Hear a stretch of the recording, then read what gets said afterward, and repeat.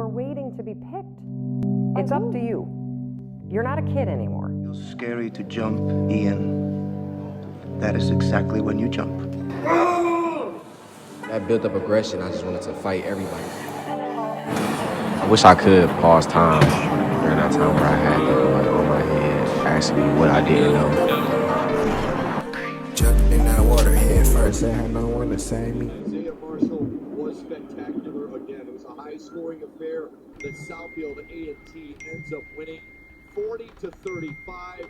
Marshall getting it done and getting his team to the championship game for the first time ever. It's funny what I say, like it's like putting a garbage bag like over your head, but you can still breathe. It's like you have all this stuff on the outside trying to really mess with your mental.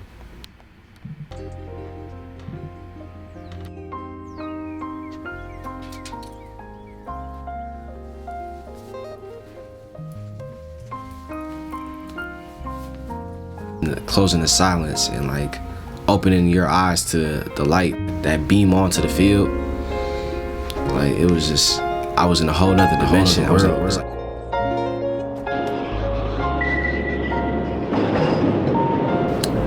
football, like, and closing the silence.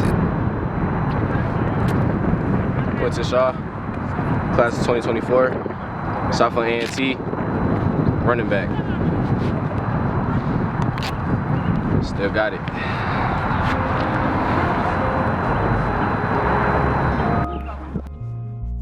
Or in the bleachers with the crowd, all the loud noises, the band, it's like you have to focus. And when I put that helmet on, it's like the four walls around me just shut. You can't find no way out. You on this field, you supposed to do your job. We do whatever it takes to accomplish what we need. And I performed on the field and we got the film to show that. So I got in only one play out that whole game and I scored a touchdown. Body slamming people, you know, it's like trying to balance everything together with school and my life. It was just closing in on me because I knew I was growing up and I had to make a move fast. And I didn't know what I wanted to do with my life. And I just had football, pushing people to the ground, all type of stuff like that. And then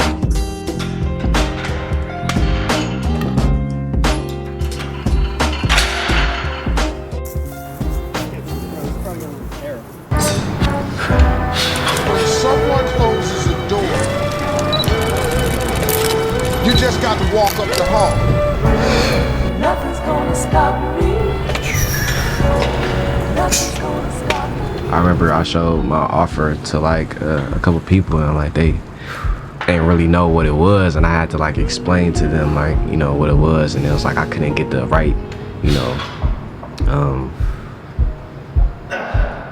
I was looking for like the good jobs and like congratulations, but it was like the more question it, you know, like, oh, what is this and what is that? And it was like, even though I knew that it was a D3 school and a lot of my other teammates were getting like D2, D1 offers, I took what I had, I appreciated it, and I went with it. I didn't end up going there because of other things that was going on in my life or that would soon come to my life as I was graduating, because, you know, nobody really prepared me for what I was going to really get into after I graduated. I didn't prepare myself, I would say, for when I had graduated. And I knew that, or I would say I didn't know that life would hit as hard and it would knock my vision from my dream.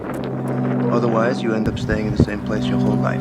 Knock off my peace for a very long time, which was a very, you know, depressing state in my life. And I'm happy to get over that. Around my senior year, like, it was stressful because I would constantly have that in my ear, and it would constantly make me feel like I will never know what to do because people keep asking me, what am I gonna do? Fuck, what is going on? My hands are there. All the aggression and all the adversity that I was already going through in my life as it is. So football was just that escape for me. We're gonna have some of them. Hell yeah. It's that noise. So I used to have something to make this all fade away, which was football. Like, my dream was just running away, and I was just trying to keep running instead of trying to find another way to get back to the dream or get ahead of the dream. Again, go through adversity and go through all these type of depressions and feel like that I wasn't good enough. I came out my senior year with one offer to DCC, that's Detroit Community College, of course local.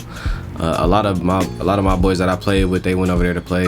So when I had graduated, that brought me peace for a very long time. When I started college, I started to fade away from my dream even more because I felt like I couldn't reach it anymore until now. And I opened my eyes.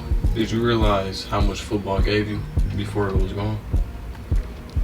Yeah, like I realized how much like football was really doing to me. I was learning life lessons. I was getting to meet people that I would later work with in the future. You know, guys that I was on the field with, or like I would go against in a football game. I got to know a lot of people, and it opened my eyes to a lot. I saw it as a way to put food on the table and keep my family stable, because I knew this would turn into a business eventually.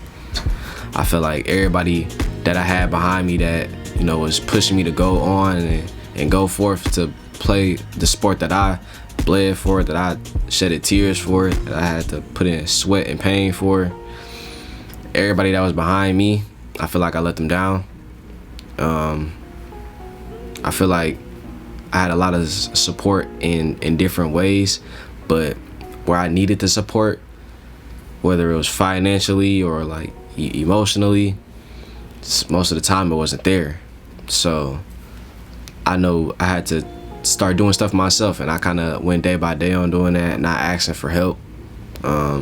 Was another thing that I had took a toll in, and I just knew that I had to, you know, try to make something shake, knowing that I had a dream, put myself into better positions to better my life and have backup plans. The backup plans started to, you know, fill up the space for football, but I soon learned that that wasn't the right way to go for my peace. And I will go on to go to OCC, which really wasn't the plan, but it was the resort that I had to go to because of being financially stable with my family and all. From the football, Quentin, I'm a businessman. I do a lot of that. I went through firefighter training. I'm still going through firefighter training. And I invest myself in a lot of industries as well. Okay. Now, what does being away from everything in the game look and feel like? And while I'm in the game, Yeah. dead silent.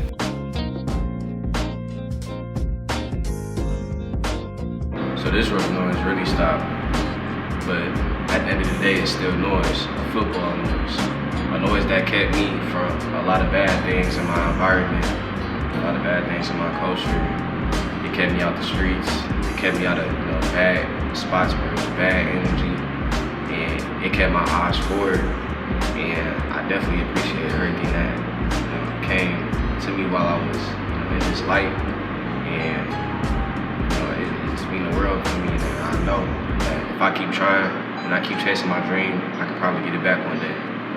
So I'm gonna keep following this type of noise. It's my noise. To kill the noise.